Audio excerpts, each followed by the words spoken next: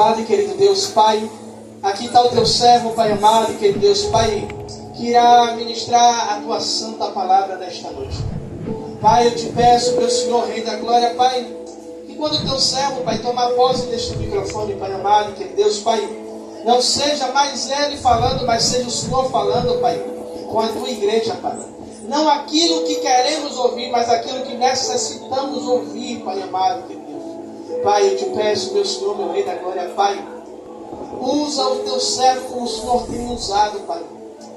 Senhor, nesta noite, Pai, que os céus estejam abertos, Pai, sobre a vida dele, Pai.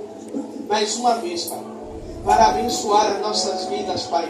É isso que eu te peço e já te agradeço. A igreja diz... Amém. Aleluia. Saúde a todos com a paz, amém? Amém. Glória. Ainda de pé, vamos fazer menção da leitura. O texto base, todos vocês já conhecem. Isaías 64, versículo 8. E vamos fazer menção da leitura. Quem não tiver Bíblia, se junta com quem tem. E que tem, se Isaías junta com quem 64, 8.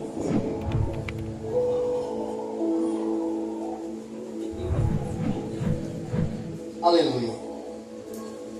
Vamos lá. O texto diz assim, apesar que algumas versões podem ser diferentes, mas o sentido é o mesmo. Mas agora, ó Senhor, Tu és nosso Pai, nós somos o barro, e Tu, o nosso oleiro, e todos nós, obra das Tuas mãos. Poder se sentar? Glória a Deus. Aleluia, Senhor. Glória a Ti, Pai. Aleluia. Livro de Isaías, do profeta Isaías, filho de Amós, a qual profetizou em 4 reinos. O que me chama a atenção aqui nesse livro, Isaías, agora preste atenção aqui. Agora preste atenção aqui.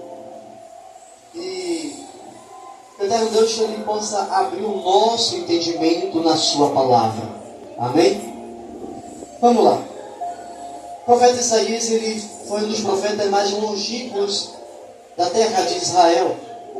O que me chama a atenção no profeta Isaías é que o seu início do seu ministério, ele passou bom tempo recebendo da parte de Deus das profecias as quais deveriam profetizar no período desses reis. Porém, no ano da morte do rei Uzias, ele vê a glória de Deus. Isaías viu o quê?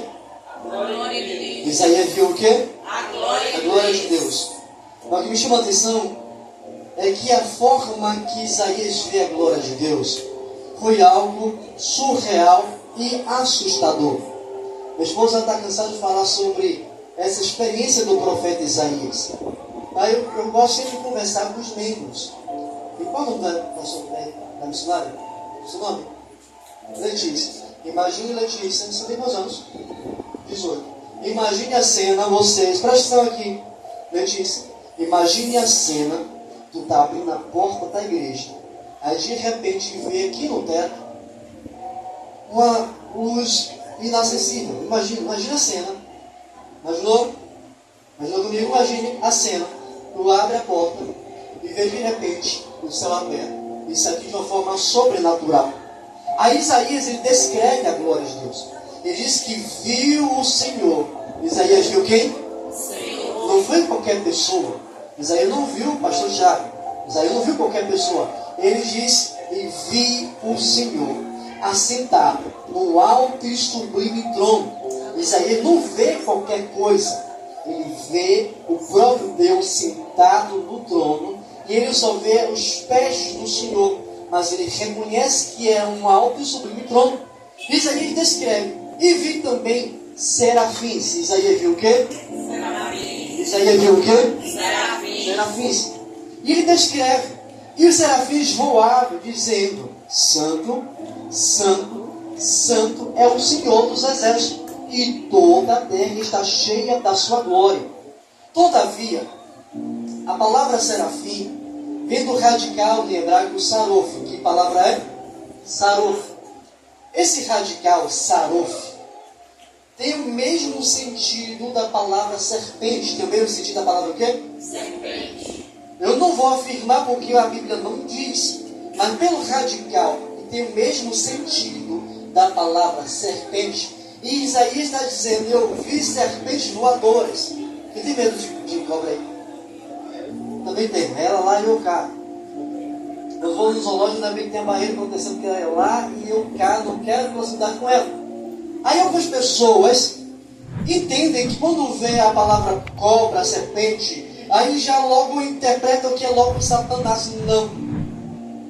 A palavra serpente é a 9ª letra do hebraico. A 9ª letra que é a palavra tet, que também é serpente. Todavia, a palavra serpente no hebraico também significa juízo.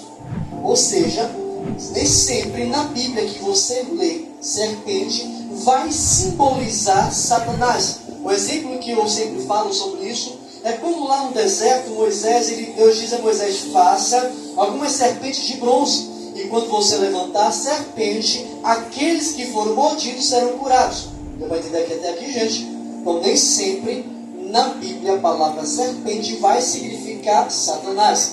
Pode também simbolizar ou significar juízo de Deus. E nesse momento que Isaías ele vê a glória de Deus, ele vê serafins. Ele não diz quantos serafins ele viu, mas ele fala no plural, serafins. Ou seja, havia mais de um serafins voando para cima e para baixo, ou seja, estava voando.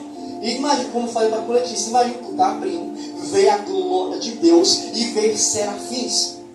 Aí Isaías ele diz, ai de mim, Senhor, que sou pecador, porque vi a glória do Senhor. E ele descreve mais ainda, ele diz, e vi um dos serafins voou até o altar de Deus, pegou uma brasa viva do altar com uma tenaz e tocou nos meus lábios e disse, agora tu está purificado. E Isaías passou a profetizar para o povo de Israel. Mas Isaías ele vê a glória, ele teve essa experiência da glória de Deus. O que me chama a atenção é que quando Deus ele nos transporta, Jesus nos tira do mundo, do lamaçal do pecado, e nos transporta para a sua presença, uma das coisas que Deus ele nos permite ter uma experiência com Ele, mesmo em que seja tardia, mas todos nós temos uma experiência com Deus. Não importa qual foi a sua experiência, mas todos nós temos experiência com Deus. Ou seja, Jesus nos chama para a sua presença e não deixa que nós venhamos ter uma experiência, nem que seja uma experiência, nem que seja igual o rei Salomão.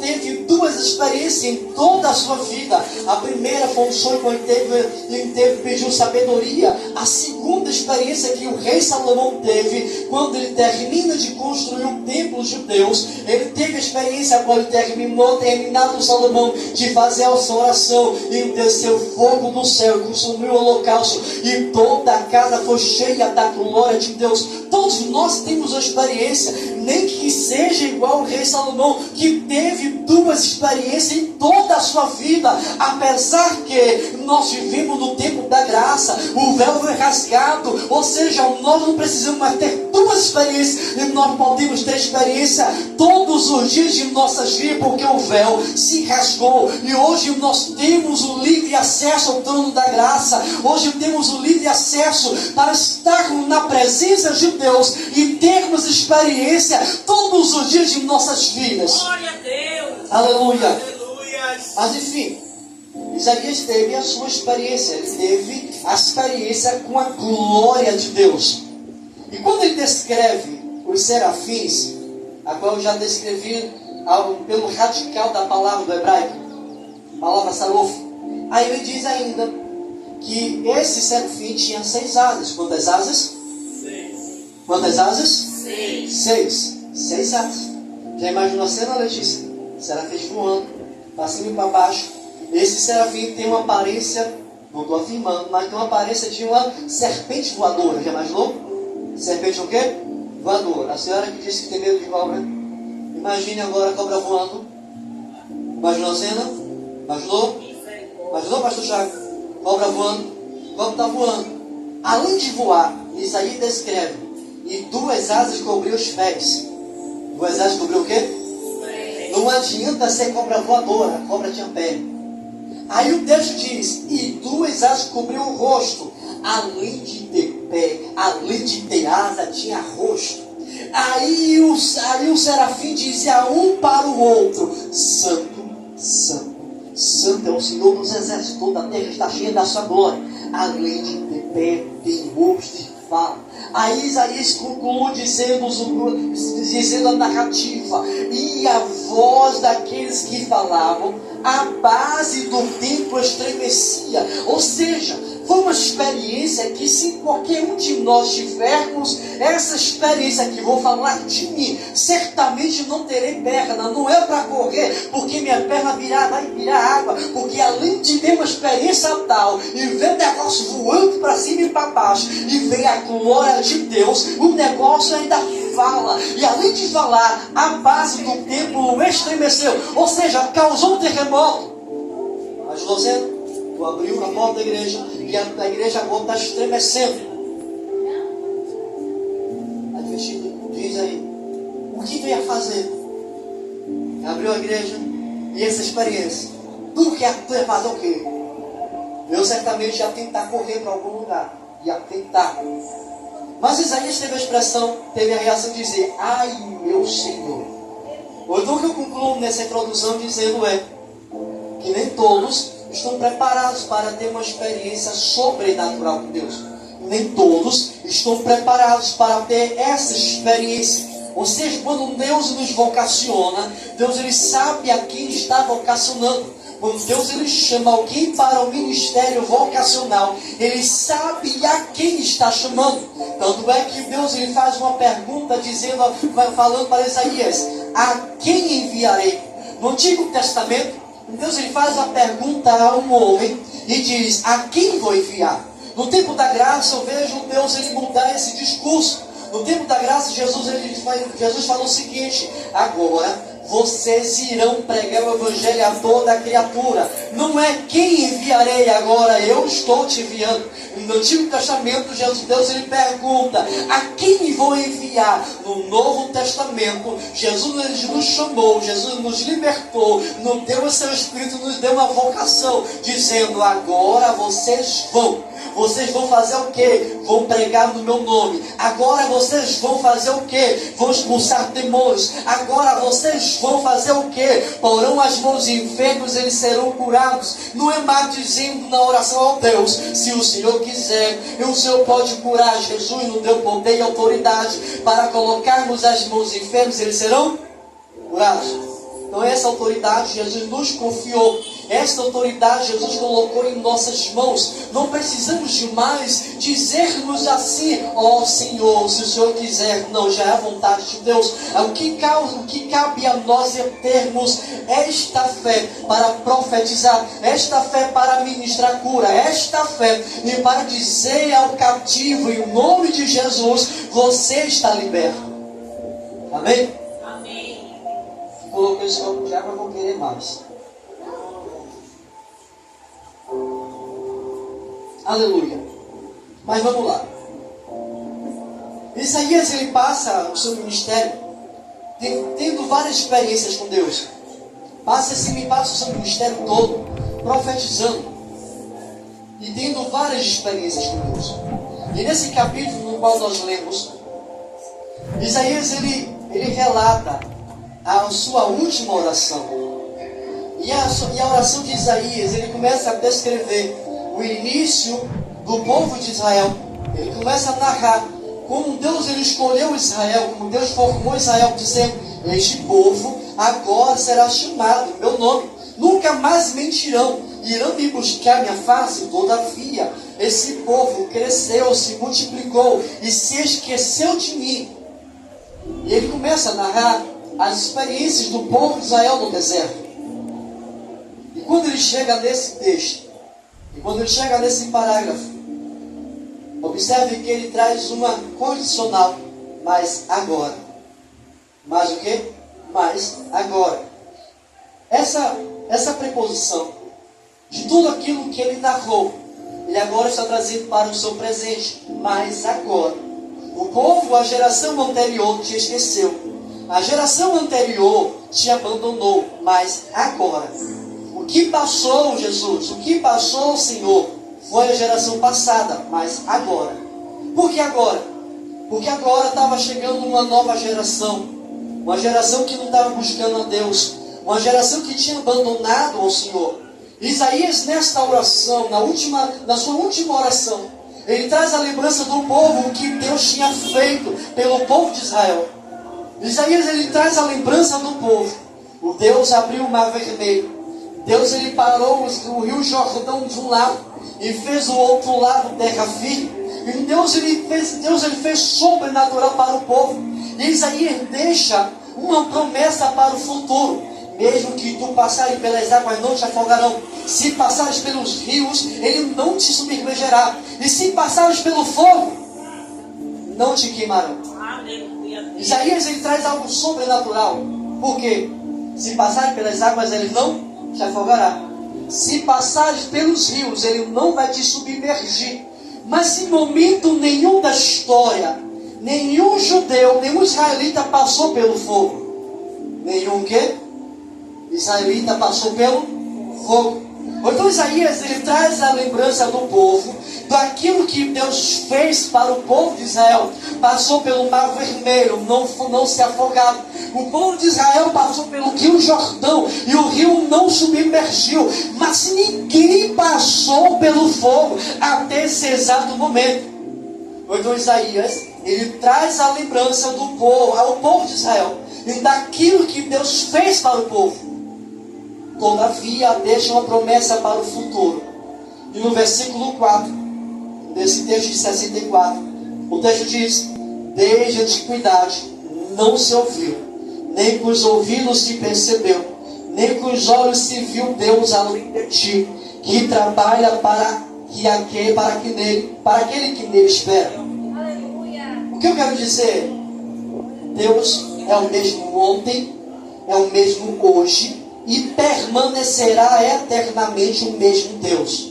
O que cabe a nós é acreditarmos no poder do nosso Deus, porque Ele continua o mesmo Deus. O Deus que nós servimos continua o mesmo. O Deus que nós servimos continua a operar milagres. O Deus que nós servimos continua a abrir porta onde não tem parede. O que cabe agora é a nós acreditarmos no poder desse Deus. Não importa o tamanho do nosso problema, o que importa é a fé que nós temos diante do nosso Deus.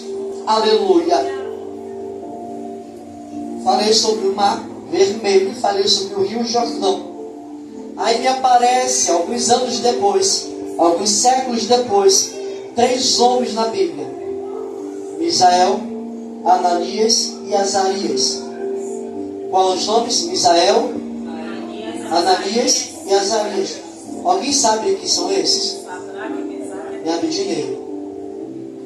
Todos nós sabemos da história de Nabucodonosor, que acendeu a fornalha 7 vezes mais. E os homens que jogaram esses 3 homens da fornalha foram queimados vivos. Nem entraram na fornalha. Aí Isaías deixou uma promessa para o futuro: se passarem pelas águas, não se afogará. Se passares pelos rios, ele não vai te submergir. Mas se passares pelo fogo, não te queimarás. Sadraque, Mesaque e Abednego confiaram nesta promessa de Deus. Como eu falei, nunca houve na história um Deus livrar alguém da fornalha. Nunca houve na história do povo de Israel alguém ser livre do fogo. Foram livres do mar vermelho e foram salvos do rio Jordão, mas do fogo nunca houve. Então eles se apegaram a esta promessa: se Deus quiser nos livrar, ó Rei, de Deus nós seremos livres. Mas se Deus não quiser, nós não seremos livres, mas nós não iremos nos dobrar. Ou seja, o que eu quero lhe dizer nesta noite, nesse início de noite, não importa o tamanho da sua dificuldade, o que importa agora é do tamanho do seu Deus. O que importa agora é o que Deus vai fazer na sua vida. O que importa é que agora você está reconhecendo a soberania do teu Deus e a fé no teu Criador. É de tal maneira que Isaías está concluindo a sua oração dizendo: mas agora o que? Tu és nosso Pai. Geração passada te esqueceu, a geração passada te abandonou, a geração passada não te busca mais, mas a geração de agora vai pegar uma cadeira vazia e a partir de hoje vai profetizar um parente. A geração de agora vai pegar uma cadeira vazia e vai profetizar um familiar. Mas a geração de agora vai pegar uma cadeira vazia e vai profetizar o cônjuge. A geração de agora, mas agora, o que você fez ontem eu não sei, mas o que você vai fazer agora, tá entendendo? Ontem você tinha uma atitude, mas hoje você vai ter outra atitude. A geração passada não cria em profecia, mas a geração de agora está ouvindo essa mensagem dizendo: a partir de agora, essa cadeira vazia é meu pai, essa cadeira vazia é minha mãe, essa cadeira vazia é o meu cônjuge. Aleluia! Esse ano completo 20 anos na presença de Deus. E há 20 anos eu ouvi esta palavra. Há 20 anos. E que palavra que eu ouvi? Vai pro YouTube, né? Então, quem assistir vai saber. Lá na Rua 13. Eu conto essa história direto. Tem que botar cansado, né? Eu conto essa história direto. Mas vamos lá. Lá na Rua 13. Lá na Lajinha, que é da igreja de Pastor Milton. É chamado Lajinha, até chegar a Guardiã de Cristo. Acabou o culto, eu tinha 16 anos, novinho na fé. Aí chegou uma mulher, acabou o culto, pastor. Ela: você, Alessandro? Sou eu. Ela: vive a cruz, sempre sou eu. E ela: não, sua mãe é Rita de Cássia, fica com medo. Sim, é. Minha mãe é Rita de Cássia. Seu pai é Luiz Henrique, fotógrafo. Gente, eu fiquei com medo. Sim. Ela começou a chorar: ai meu Deus, essa mulher é maluca. Fala meu nome. Fala o nome dos meus pais. E agora está chorando. Ela disse: menino, toda vez que você passava, que sua mãe passava com você, eu profetizava sobre a sua vida. E até o dia de hoje eu estava orando pela sua vida. E eu profetizava: esse menino vai ser um homem de Deus. Esse menino vai ser um pastor. Esse menino vai ser um profeta. 16 anos se passaram, ela viu o fruto de oração dela. E no que ela terminou de falar que estava chorando, fui eu. E aí eu aprendi que cada igreja que eu chegava, eu profetizava: aqui é meu pai, aqui é minha mãe, meu padrasto, meu irmão, meu primo. Dava nome a todo mundo. E não adianta: ó meu Deus, aqui é minha família. Quem da sua família você quer? Eita, Está entendendo? Aqui é o meu primo fulaninho. Aqui é o meu cônjuge. Está entendendo, gente? Mas agora, o que você fez antes não me interessa. O que você fez antes não me interessa. Mas agora você está reconhecendo a soberania do teu Deus. Mas agora você está dizendo igual a Isaías: o Senhor, tu és o nosso Pai. O Senhor é o meu Pai. E para o Pai vem o seu filho. E precisando de algo, não vai ajudar. É verdade. Aí ele conclui: nós somos o que? O Pai. Nós somos o Nós somos o E tu és nosso oleiro. Tu és o nosso oleiro. E todos nós, obra das tuas mãos. Isso aqui me chamou a atenção. Para quem já foi para o encontro. Tem um casal que já foi para o encontro. Mas lembrado do que eu irei falar aqui agora. Existem 200 espécies de barro. Quantas espécies? 200. Quantas espécies? 200. Todavia, só existem 8 espécies que faz vaso de barro. Quantas espécies? 8. Quantas espécies? 8 espécies. De 200 espécies de barro existentes no mundo, apenas 8 espécies servem para fazer vaso de barro. Todavia, o oleiro, quando ele vai à procura do barro, ele já imaginou qual tipo de vaso ele quer fazer. Ele já o quê? Idealizou. Ou então o oleiro não vai para qualquer barro. O oleiro não vai para um barro que não serve para fazer vaso. O oleiro vai para um barro específico para pegar aquele barro para fazer um vaso. Se é vaso cerâmico, se é vaso de porcelana, não me interessa qual o vaso que o oleiro quer fazer, mas ele já idealizou o tipo de vaso que ele quer fazer. E se ele já idealizou o tipo de vaso, ele vai para o local certo. Observe você, analise você, faça uma retrospectiva da sua vida. Quantas pessoas que começaram o Evangelho junto com você e hoje não permanecem mais? Quantas pessoas poderiam estar no seu lugar na presença de Deus? Quantas pessoas que poderiam estar na presença de Deus, na sua família, mas Deus decidiu escolher você.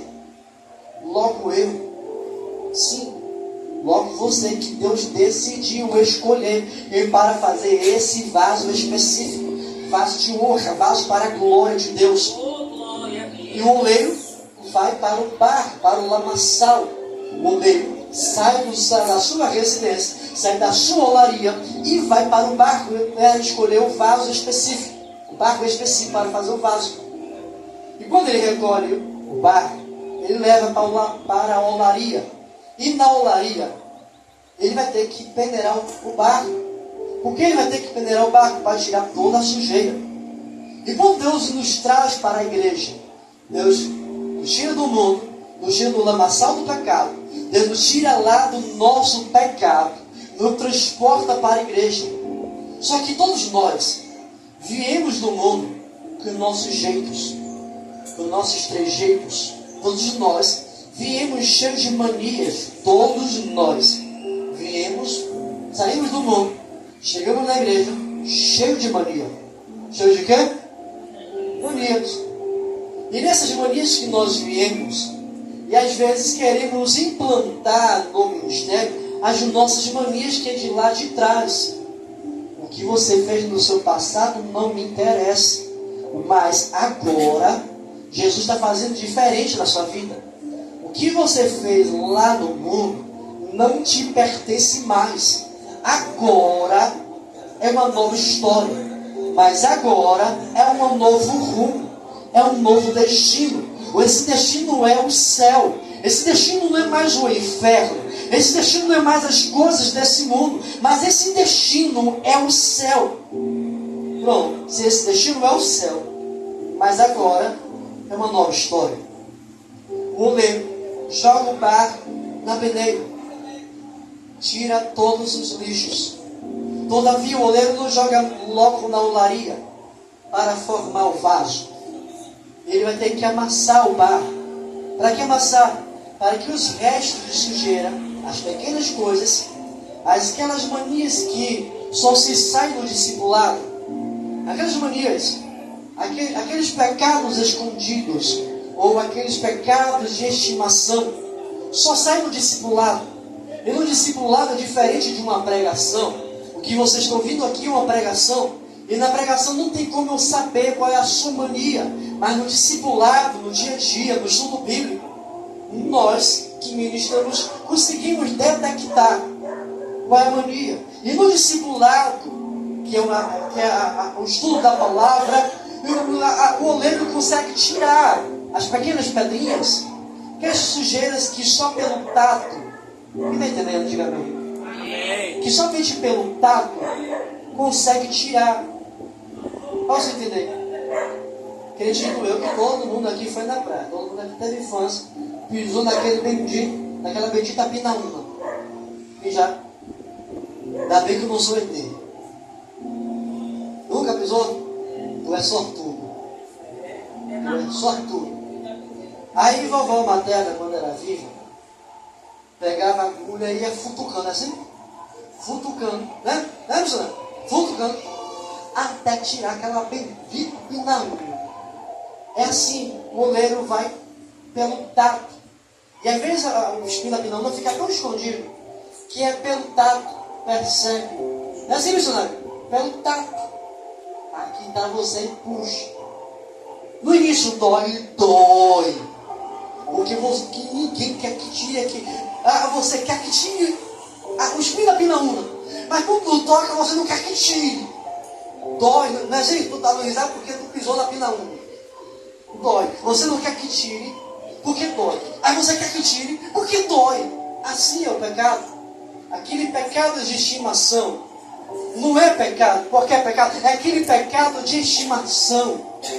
Mas agora, tu é nosso Pai. Nós somos o barro e tu o nosso oleiro. Mas agora, que passou, passou. Agora, o oleiro vai tirar esses espinhos. Por que dói? Porque hoje nós temos consciência da palavra. Por que esse pecado de estimação dói? Porque hoje nós temos consciência do que é o certo e do que é o errado. Porque o pecado de estimação dói na alma. Porque hoje nós temos consciência que esse pecado de estimação vai te levar para o inferno. Aí vem o oleiro passando o taco. Aí dói. Porque você quer que tire. Mas no meu tempo você não quer que tire. Aí o oleiro vai lá com a pinça, ou com a agulha, ou com o dedo, não sei o que. Como vovó fazia. Vovó fazia como? Com a agulha? Com a agulha. Vovó era fácil, hein? Minha avó também era na agulha. Minha avó metia a agulha aí, creu, e arrancava. Aí dava aquele grito que a alma ia no céu voltar. Aí vovó, pisa agora aí! Tá curado. Assim. Aí passa o segundo estágio, terceiro estágio. O primeiro estágio é a peneira. O segundo é o taco. Para tirar. Tirou, pronto. Terceiro estágio, ele joga na olaria. Só que na olaria, ele vai ter que molhar, que é o nosso batismo. Nosso batismo. Ele vai molhando e vai moldando. No que o oleiro vai moldando, óbvio, se o oleiro está moldando, você não molda nenhum objeto que é flexível. Você não molda nenhum objeto que não venha até o tato. Para quem cozinha, quando você vai pegar e fazer algo de massa, que tem que esticar a massa, você tem um tato primeiro com a mão, é ou não é? Você não vai jogar logo no rolo. Não é assim, meu pastor? Você que... Né? Você não vai jogar logo no rolo. Você vai mexer com a mão. Você vai mexer com a mão e para que aquela massa vinha pegar a textura certa para depois passar o quê? O rolo. Assim o oleiro faz com o barro. Tirou as pedrinhas, tirou os pecados de estimação, pronto. Agora vem na água que vai pela massa, vai no tato, vai amassar. E esse amasso de Deus na nossa vida é lindo. Por que é lindo? Porque começa as renúncias, o pecado vem. E detalhe, deixa eu te falar um negócio aqui sobre o pecado. É lindo demais. Pecado é gostoso, é ou não é? É ou não é? Tá com vergonha, gente? Mas não vai deixar ninguém se inclinar, não. Pecado é gostoso, mas não leva ninguém para o céu. Pecado é gostoso naquele momento que está praticando o pecado. Depois que passa o efeito do pecado, vem aquele negócio chamado remorso. Vem o quê? Remorso. Pronto. O oleiro vai lá amassar o barro para pegar forma, até ele chegar para fazer a forma, ele tem que amassar o barro junto com a água. São as adversidades da vida. E nessas adversidades da vida que nós vivemos, é o oleiro nos formando, para que a nossa fé seja formada pelas mãos dele. Preguei semana passada na igreja. Eu só pinei uma vez na minha vida, uma única vez. Mas quem já pinou a raia? Já? Você já pinou? Pronto. Então vocês vão entender o que eu vou falar. Você se pinou a raia a favor do vento ou contra o vento? A favor. Oi? A favor. A favor do vento? Não, você pina a raia contra o vento. O vento aqui. Você não pina a favor do vento? Contra o vento. Por que isso? Porque a Bíblia tem que voar. Ou seja, as adversidades da vida é para que nós venhamos a voar. O avião quando decola, ele não pega o vento a favor dele. Ele pega o vento contrário a ele. São as adversidades da vida. E a nossa fé precisa das tribulações. A nossa fé precisa dessas adversidades. Imagine chegar no céu sem ter experiência. Todos nós, quando vamos fazer alguma entrevista de emprego, não sei quem é o bendito que disse, tem experiência de quanto tempo? Aí o negócio do menino está começando, nunca tem experiência. Mas enfim, mas todo recrutador pergunta, tem experiência? Tem experiência para vaga? Tem. De quanto tempo? X tempo. Tem experiência, tenho. E para entrar no céu precisa ter experiência. E o apóstolo Paulo disse, eu levo no meu corpo as marcas de Cristo. Enfim, o oleiro vai amassar, que são as adversidades da vida. E quando passamos pelas adversidades da vida, aprendemos a orar mais, aprendemos a jejuar mais, aprendemos tantas coisas na presença de Deus, porque a adversidade nos ensina a fazer isso. O povo de Israel, quando estava lá no Egito, eles passaram a clamar a Deus, aprenderam a orar. Uma geração que não orava, aprenderam a orar pelas adversidades. O que você fez ontem não me interessa. O que me interessa é que a partir de agora, a sua conduta vai ser diferente do que ontem. A partir de hoje, a sua atitude dentro do culto vai ser outra. A partir de agora, a sua atitude dentro de casa vai ser outra. Amém? Pronto. Deixa eu correr. Mas vamos lá. A sua atitude vai ser outra. E quando o oleiro, depois de amassar, ele vai formar o vaso. Conforme o oleiro quer formar o vaso. Isso aqui eu aprendo algo interessante. Que não sou eu que decido qual tipo de vaso que eu quero ser. Mas o oleiro que decide o tipo de vaso que ele quer que eu seja. Amém? Não sou eu que vou dizer para Deus, eu vou ser um missionário, eu vou ser um pastor, eu vou ser um levita, eu vou ser um porteiro, mas é o oleiro que vai decidir que tipo de vaso você vai ser. Não sou eu que vou determinar certas coisas, é Deus que vai determinar aquilo sobre o meu respeito. O que eu vou aprender isso? Eu vou aprender fazendo isso, observando a palavra. Como eu vou saber qual é a minha vocação? Lendo a palavra de Deus, observando e exercendo, vivendo a palavra de Deus. Quando eu fizer isso, Deus vai despertar em mim o meu chamado, e eu vou saber qual vai ser a minha vocação na presença de Deus. Aleluia. Depois que o oleiro termina de fazer o vaso, ele não termina logo jogando na fornalha. Ele coloca num lugar chamado capideira. É onde ele cobre para que o vaso venha descansar. É no momento que nós passamos aquele período, curto período de descanso, que parece que a tribulação passou, não vai ter mais tribulação, agora estou respirando. Você está respirando daquela tribulação. Quando o vaso seca, aí o oleiro coloca na fornalha, para que o vaso venha pegar a estrutura firme. E a fornalha nada mais, nada menos é que no mínimo de 800 graus Celsius. Quantos graus Celsius? 800 graus Celsius. Quem já chegou perto de uma fornalha sabe o que é 100 graus Celsius. Mas enfim, é no mínimo 800 graus Celsius. O oleiro coloca na fornalha. Quando você pensa que a tribulação passou, você descansou, agora o oleiro coloca na fornalha. Depois da fornalha, alguns vasos racham. E quando racha, vai depender do oleiro se vai querer aquele vaso de volta ou não. E se o oleiro quiser aquele vaso de volta, ele quebra tudo. E para quebrar, é só jogar no chão. Quebrou. Pronto.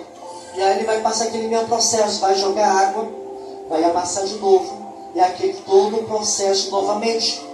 Mas quando o vaso passa no processo da fornalha, ele vem agora para vernizar. E o verniz é para que o vaso não venha absorver a essência daquilo que está dentro dele. E quando o vaso observe a essência, quer seja água, quer seja algum tipo de líquido, ou que seja barro, não importa qual que vai ser colocado no vaso, para que o vaso não venha perder a essência daquilo que está dentro dele. O oleiro tem que vernizar. O oleiro dá um revestimento. Jesus me batiza com o seu Espírito e nos reveste da tua armadura. Para quê? Para que nós venhamos permanecer firmes e inabaláveis na presença de Deus. Para que venhamos permanecer na presença de Deus. Para que não venhamos perder a essência. E para que nós sejamos vasos que tenham utilidade na presença de Deus. E não um vaso inútil. Acredito eu que vocês que são donos de casa já teve algum vaso de barro dentro de casa. E quando colocam algum líquido, percebam que o vaso fica frio, mas não perde a essência que está dentro dele. Por que não perde a essência? Porque ele foi vernizado. Quando o vaso começa a chupar aquela água, começa a absorver aquela água, isto significa que ele não foi vernizado nem por dentro e nem por fora. Ele está absorvendo aquela essência. Ou seja, quando nós temos o verniz, que é o Espírito Santo, nós não perdemos ele, a essência permanece. E onde nós estejamos, a presença de Deus também está. E nós passamos a ser vasos que temos utilidade na presença de Deus. Na onde quer que você esteja, você é útil para Deus e para a glória de Deus. E isto não é glória nossa, mas a glória de Deus. E nós passamos a ser útil na presença de Deus. E as pessoas não passam a nos glorificar, mas reconhecem que nós somos na presença de Deus. Como assim? Aonde nós estamos, alguém reconhece dizendo: você é crente? Você é crente? Por quê? Porque você tem algo diferente. Você tem um brilho diferente. Você tem algo diferente. Que isso se chama Espírito Santo. Aleluia. Aleluia. Deixa eu beber mais água.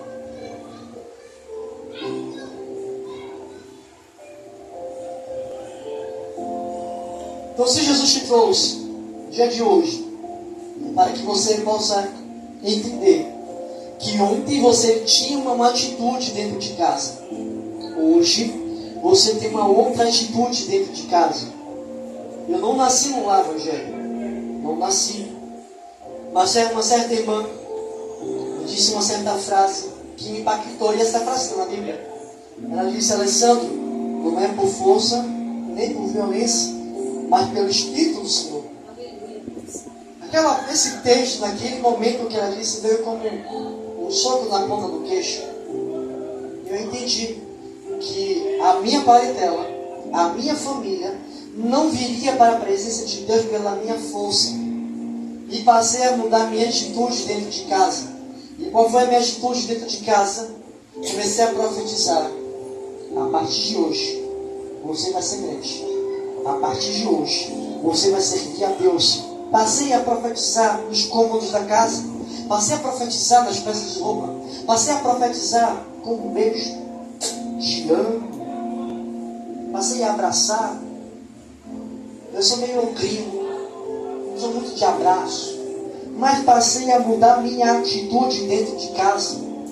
O ogrinho passou a ser carinhoso. Menino que não gostava muito de abraço, abraçava. Está entendendo? O recado é para alguém.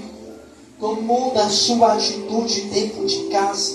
Se você quer ver um resultado, se você quer ver Deus agir, apesar que Deus está agindo na sua família, Deus está agindo na sua casa, todavia Deus está agindo começando por você, porque o crente da casa é você, não é o cônjuge, não é o parente, não é o familiar. O crente da casa é você. Então Deus está agindo na sua casa primeiro através de você.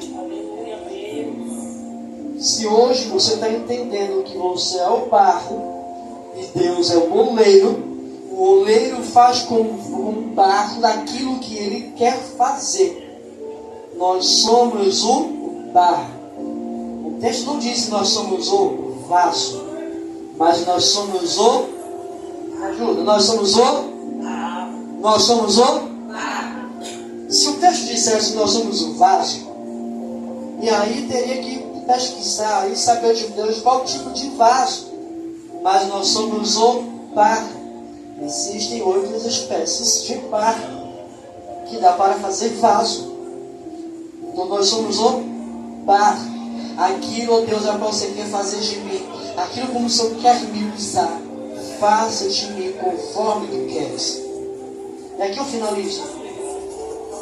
Eu finalizo lhe dizendo: muda a sua atitude dentro de casa. Muda a sua conduta. Se tu reclamava demais dentro de casa, passe a profetizar dentro do seu lar. Se tu era murmurador, murmuradora dentro de casa, pare de murmurar. Porque ficar do lado de alguém que murmura, a gente no céu. Misericórdia. O rei Salomão disse que é melhor morar sozinho dentro de uma casa do que uma mulher queixosa. Ou então, se tu eras murmuradora, murmurador, muda a sua atitude dentro de casa. Passe a profetizar no seu lar. Passe a profetizar como aquela irmã professou na minha vida por 16 anos. Esse menino vai ser um profeta de Deus. E ela finalizou naquele dia falando: esse menino vai ser um pastor. E hoje ela pode ver o fruto da oração dela. E hoje eu sou um pastor. Ela profetizou por 16 anos. E hoje eu estou à frente na presença de Deus. Hoje eu sou fruto de oração de uma pessoa. Escolha alguém da sua família. Escolha alguém da sua casa. Para que ela seja fruto da sua oração. Mas profetiza por nome. Jesus. Fulano de tal. É ele que eu vou orar. É por ela que eu vou profetizar. Porque eu verei ela ou ele aqui na igreja. Eu estou pregando a igreja batista, filho batista. Você vai profetizar sobre aqui, ó, sobre essa cadeira vazia. Você vai profetizar ele. Vai profetizar ela. Para que ela possa estar aqui na presença de Deus. Para que ela possa estar aqui nesse ministério com você, adorando a Deus. Amém? Quando mudei minha atitude, comecei a ver o fruto de minha oração. Deus começou a alcançar minha parentela paterna. Depois Deus vai alcançando minha parentela materna. Hoje eu não sou mais sozinho na minha casa. Hoje eu tenho uma equipe que passa para orar. Hoje eu tenho uma equipe que, ô Jesus, minha tia, e aí, vamos, manda uma oferta aí, aqui. Vai cair de tia. Entendeu, gente? Hoje eu não sou mais sozinho na presença de Deus. Tenho meu irmão mais velho. Hoje tenho meu irmão caçula. Meu irmão caçula tem 20 anos. Desde que ele nasceu, eu profetizava. Jesus, eu quero ver também meu irmão na presença de Deus. Eu quero ver no nome de Deus. E hoje ele é homem de Deus. Hoje estou colhendo os frutos de minha oração. Deus não mudou. Deus permanece o mesmo. Se passarem pelas águas, não te afogará. Se passarem pelos rios, não te submergirá. E se passares pelo fogo, não te queimará. Deus não mudou. Deus permanece o mesmo Deus de ontem, de hoje. E permanece eternamente o mesmo Deus. O que cabe agora é a nós mudarmos a nossa atitude diante do nosso problema e mudar o nosso comportamento. Se eu murmurava ontem, hoje eu não murmuro mais. A partir de agora, se eu acordei murmurando, hoje vou chegar em casa profetizando. A bênção para os presentes. Se Jesus não mandou me falar essas palavras, é para alguém que está aqui presente. Não é para quem vai assistir. É para quem está aqui. Fique de pé. Aleluia. A bênção para os presentes. Mas agora, Tu és o nosso Pai. Nós somos o barro e Tu o oleiro. O que deve fazer de você a partir de hoje, eu não sei. Mas passe a mudar a sua atitude em relação ao seu problema. Passe a mudar a sua atitude em relação à sua família. Passe a mudar de atitude em relação ao seu trabalho. Muda de atitude agora você tem a palavra ao seu favor. Que nessa ministração possa ter despertado em você aquilo que estava que poderia estar meio apagado na sua vida. Talvez você estava vendo a solução, mas o problema do dia a dia não estava lhe fazendo ver a solução. Que a mensagem de hoje possa lhe despertar que você está vendo agora a solução. Mude de atitude, mude de comportamento. Feche os olhos.